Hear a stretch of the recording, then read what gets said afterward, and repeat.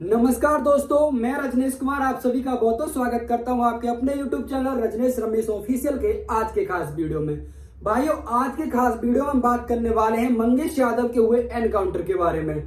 क्योंकि जब से मंगेश यादव का एनकाउंटर हुआ है उसके बाद उत्तर प्रदेश पुलिस और उत्तर प्रदेश शासन पर बहुत सारे सवाल जवाब किए जा रहे हैं। तो आज हम उसी पर जो सवाल उठ रहे हैं उन्हीं पर आज हम बात करने वाले हैं। तो मंगेश यादव और इसके साथ ये 4 अन्य आरोपी जिन्होंने सुल्तानपुर में एक सोने की दुकान पर दिन दहाड़े डकैती की थी, उसके चलते इन 5 लोगों को गिरफ्तार किया जाता है।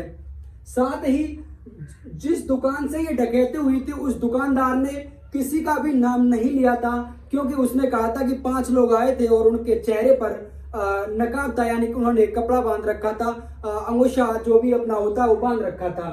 तो ये 5 लोग गिरफ्तार किए जाते हैं। उस सिलसिले में इन 5 में से मंगेश यादव का एनकाउंटर कर दिया जाता है और ये 4 विपिन सिंह, सचिन सिंह, पुष्पेंद्र सिंह, त्रिभुवन सिंह, इन चारों सिंहों को गिरफ्तार कर लिया जाता है। लेकिन मंगेश यादव का यहाँ एनकाउंटर कर दिया जाता है और यहीं से बवाल शुरू होता है, क्योंकि मंगेश यादव उसकी जाति को देखकर यहाँ एनकाउंटर किया जा रहा है, ऐसा कहा जा रहा है मंगेश यादव के परिवारजनों के से। और समाजवादी पार्टी के कई नेता, यानी यहाँ तक कि समाजवादी पार्टी के नेता श्री अखिलेश यादव जी भी कह चुके, इस पर सवाल कर चुके हैं कि मंगेश यादव का एनकाउंटर होता है जबकि उसे उसके घर से पुलिस ने 2 बजे उठाया था। उसके बाद उसे थाने ले गए और पूछताछ के बाद उससे गोली मारकर हत्या कर दी गई, ना कि एनकाउंटर।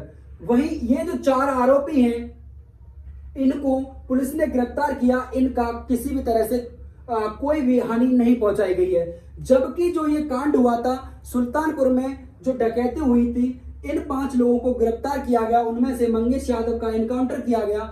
उनमें इसका जो मुख्य आरोपी था, मास्टरमाइंड जो था, वो विपिन सिंह था और विपिन सिंह पर 34 अन्य केस भी दर्ज हैं।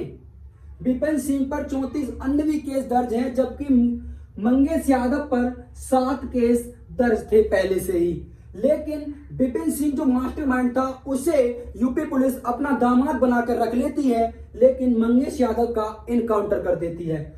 विपिन सिंह, सचिन सिंह, पुष्पेंद्र सिंह, त्रिभुवन सिंह, चारों के चारों इसलिए बच जाते हैं, कहीं ना कहीं उनका संबंध प्रदेश के सीएम योगी आदित्यनाथ की जाति से था, इसलिए उन चारों को गिरफ्तार कर लिया जाता है और मंगेश यादव की एनकाउंटर कर दिया जाता है। ऐसा उसके परिवारजनों और समाजवादी पार्टी के नेता श्री अखिलेश यादव जी, साथ ही आम आदमी पार्टी के नेता संजय सिंह ने भी इस एनकाउंटर पर कुछ इसी तरह से सवाल करते हुए सवाल उठाए हैं।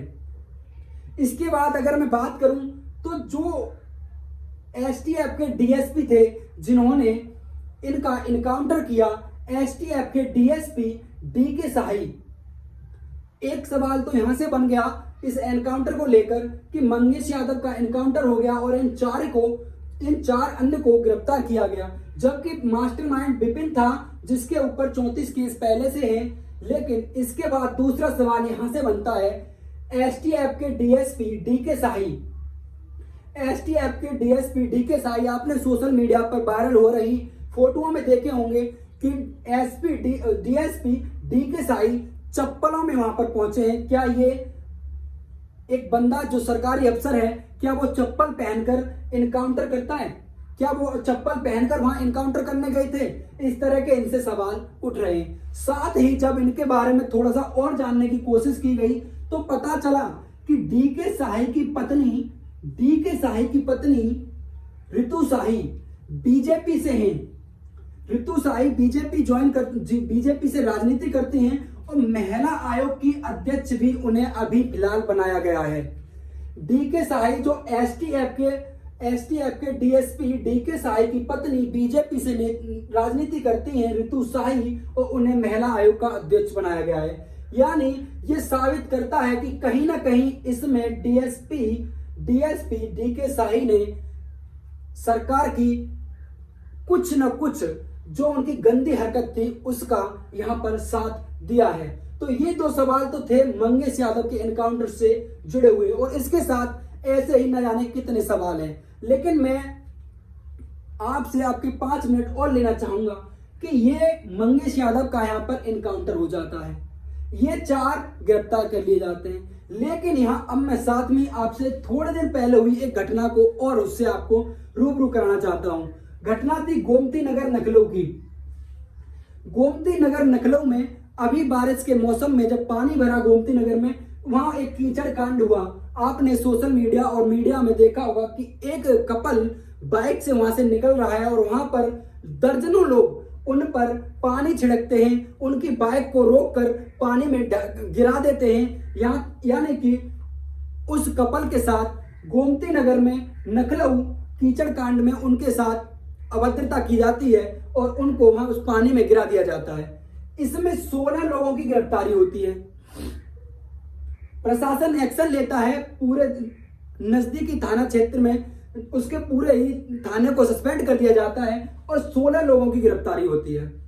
जब ये 16 लोगों की गिरफ्तारी हुई और सदन चलता है तो उत्तर प्रदेश के सीएम, यूपी के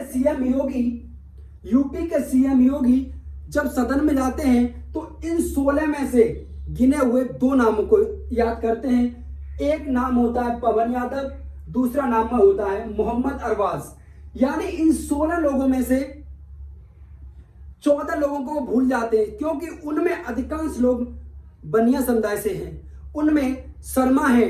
लेकिन इन 2 को योगी आदित्यनाथ याद कर पाते हैं, उन 16 को भूल जाते हैं। वो 16 उनकी नजरों में किसी भी तरह से यहां पर अपराधी नहीं है, सिर्फ अपराधी थे तो ये 2 लोग, पवन यादव और मोहम्मद अरबाज, क्योंकि एक यादव है और दूसरा मुस्लिम है, इसलिए उनकी नजरों में, यहां योगी आदित्यनाथ जी की नजरों में, उत्तर प्रदेश के सीएम की नजरों में इन 14 में से इन 2 को आरोपी माना जाता। उनकी नजरों में ये 2 आरोपी थे जिनका नाम उन्होंने यूपी के सदन में लिया। लेकिन इन 16 में जो मुख्य तौर पर सबसे ज्यादा बनिया हैं, सबसे ज्यादा ब्राह्मण हैं, उनको भूल जाते हैं। मैं उनकी लिस्ट को यहाँ पर आपको लगवा दूंगा, उनका नाम भी आप एक बार जरूर देख लें। इसके बाद अब मैं आपसे एक निवेदन करना चाहता हूं, मैं पूछना चाहता हूं यादव समाज से, मेरा एक पर्सनली क्वेश्चन है।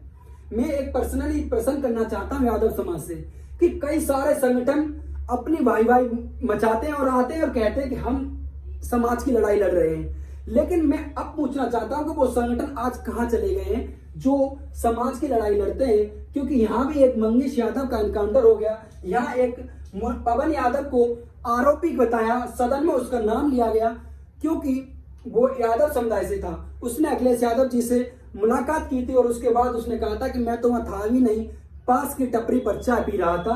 आप यदि वहां की जो वीडियो है उसे आप देखेंगे तो उस वीडियो में भी मुझे नहीं पाएंगे। ये यादव हुआ। इससे पहले थोड़े दिन पहले की घटना है, आपको अगर याद हो तो पुष्पेंद्र यादव का भी इनकाउंटर हुआ था। अगर मैं इस लिस्ट को करूं तो बहुत लंबी हो जाएगी। सोचना आपको है कि आखिर इस समाज में, इस प्रदेश में क्या मुस्लिम और यादव ही आरोपी हैं? क्या ये आरोपी नहीं थे 4? क्या इन 16 की मैं भी लिस्ट लगवाने वाला हूं, उसमें देखेंगे कि बनिया और समाज जो ब्राह्मण हैं क्या वो आरोपी नहीं थे?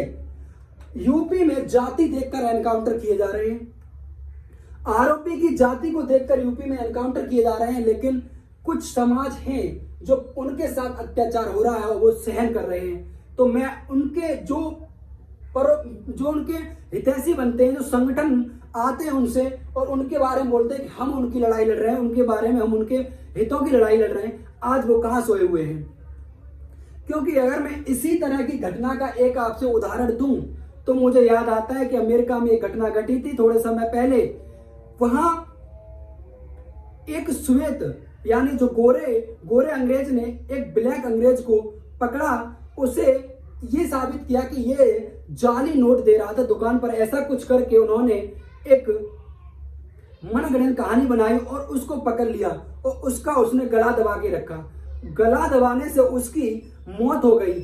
और उस घटना के बाद अमेरिका में इतना बड़ा आंदोलन हुआ कि पूरा का पूरा अमेरिका, उसमें यहाँ जैसे देश में हमारे में जातिवाद की राजनीति होती है, धर्म की राजनीति होती है, उसी तरह से अमेरिका में ब्लैक और व्हाइट की राजनीति होती है। लेकिन पूरा अमेरिका एकजुट हो गया और उन्होंने पुलिस प्रशासन पर सवाल उठाए। उन्होंने कहा कि ऐसा कैसे किया ये उन्होंने गलत किया कि उन्होंने एक गलत व्यक्ति को पकड़ लिया, ठीक है, लेकिन उसके बाद उसको गला दबाकर हत्या कर दी और इतना बड़ा प्रदर्शन किया पूरा अमेरिका में कि उस जो उसका अधिकारी था, उसने जिसने गला दबाकर हत्या की थी, उसको 1 साल बाद अमेरिका के प्रशासन को सजा देनी पड़ी और आज वो 22 साल के कारावास में जेल में बंद है। लेकिन इस देश में जाति देखकर एनकाउंटर हो सकता है, जाति देखकर अपराधी चुने जा सकते हैं। एक बड़े अपराधी पैराग्राफ में से कुछ अपराधी निकाले जा सकते हैं। इस यहाँ पर पवन यादव और मोहम्मद अरबाज को जाति देखकर निकाला गया और उनका सदन में बड़े धड़ल्ले से प्रदेश का सीएम नाम लेता है कि वो 2 आरोपी हैं, लेकिन इन 16 में जो 14 अन्य थे वो उन्हें आरोपी नहीं दिखते हैं। ऐसे ही अगर मैं किस्सों की बात करूं तो बहुत बड़ा किस्सा हो जाएगा, लेकिन मैं निवेदन करना चाहूंगा इन समुदाय से जो यादव समाज के नेता बनते हैं कि आज वो कहां है। तो ये था कुछ मेरे द्वारा जुटाई हुई जानकारी, क्योंकि मंगेश यादव के एनकाउंटर को लेकर बहुत ही ज्यादा राजनीति हो रही है, पक्ष और विपक्ष में भी इसको लेकर सवाल जवाब हो रहे हैं। तो मेरे द्वारा जुटाई हुई जानकारी अगर आपको पसंद आई हो तो वीडियो को लाइक करना, आपका जो भी सवाल या सुझाव मेरे लिए वो कमेंट बॉक्स में टाइप करना। मैं आपके सवाल और सुझाव दोनों का उत्तर देने के लिए अपने आप को बात समझता हूँ। वीडियो अच्छी लगी हो तो हमारे साथ जुड़े रहने के लिए चैनल को सब्सक्राइब करके बेल आइकन ऑन कर लेना, जिससे आगे के लिए हमारा और आपका जुड़ाव इसी तरह बना रहे। तो मिलते हैं अगले वीडियो में, तब तक के लिए जय हिंद, जय भारत।